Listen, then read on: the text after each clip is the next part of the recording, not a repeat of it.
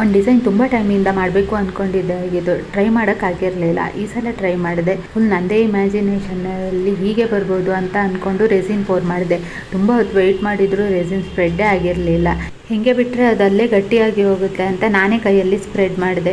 ಈಗ ಹಾಕಿರೋ ಕಲರ್ ತುಂಬ ಚೆಂದ ಇದ್ದಿತ್ತು, ಬಟ್ ನನ್ನ ಸ್ಟಿಕ್ಕರ್ ಗೋಲ್ಡನ್ ಕಲರ್ ಆಗಿದ್ದರಿಂದ ನನಗೆ ಆ ಕಲರ್ ಬೇಡ ಆಗಿದ್ದಿತ್ತು. ಹಾಗಾಗಿ ಸ್ವಲ್ಪ ಡಾರ್ಕ್ ಕಲರ್ ಮಾಡುವ ಅಂತ ಬೇರೆ ಡಿಸೈನ್ ಸಹ ಇರಲಿ, ಕಲ್ತಾಗುತ್ತೆ ಅಂತ ಇಂಕ್ ಹಾಕಿದೆ. ಫುಲ್ ಹಾಕಿದ ಮೇಲೆ ಇದು ಕಲರ್ ಸಹ ನನಗೆ ಸರಿ ಅನಿಸ್ಲಿಲ್ಲ. ಅದಕ್ಕೆ ಅದನ್ನು ಫುಲ್ ಸ್ಪ್ರೆಡ್ ಮಾಡಿ ಬೇರೆ ಡಿಸೈನ್ ಮಾಡಿದೆ. ಸಂಜೆ ಒಂದು ಪೀಸ್ ಮೊಟ್ಟೆ ಕೊಟ್ಟಿದ್ದೆ, ಅದನ್ನು ಅರ್ಧ ಗಂಟೆಯಿಂದ ಕೈಯಲ್ಲಿ ಇಟ್ಕೊಂಡು ಆಟ ಆಡ್ತಿದ್ದಳು, ಬಿಟ್ಟರೆ ತಿನ್ನೋಕ್ಕಂತೂ ರೆಡಿ ಇರಲಿಲ್ಲ. ಮ್ಯಾಚ್ ನೋಡ್ತಾ ಏನಾದರೂ ತಿನ್ನಬೇಕು ಅಂತ ಅನಿಸಿ ಫ್ರೈಡ್ ಮೊಮೋಸ್ ತಗೊಬಂದಿದ್ರು. ಅದನ್ನ ತಿಂತ ಮ್ಯಾಚ್ ನೋಡಿದ್ವಿ. ಆಮೇಲೆ ಇವಳೊಂದು ಡ್ಯಾನ್ಸ್ ಅಪ್ಪನ ಜೊತೆ ಮಾಡ್ತಾ ಕೂತಿದ್ಲು. ಸಾಂಗ್ ಮುಗಿದ್ರು ಇವಳು ಡ್ಯಾನ್ಸ್ ಅಂತೂ ಮುಗಿಯೋ ಹಾಗೆ ಕಾಣಿಸ್ತಾ ಇರಲಿಲ್ಲ. ಎಷ್ಟಂದ್ರೂ ಬಿಡೋಕ್ಕೆ ರೆಡಿ ಇರಲಿಲ್ಲ.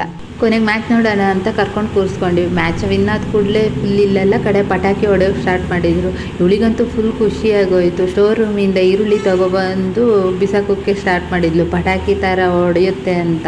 ಸದ್ಯಕ್ಕೆ ಇವಳಿಗೆ ಈರುಳ್ಳಿನೇ ಪಟಾಕಿ ಆಗಿ ಹೋಗಿದೆ. ಎಲ್ಲ ಕಡೆ ತೆಗ್ದು ಬಿಸಾಕಿಟ್ಟಿದ್ದಾಳೆ.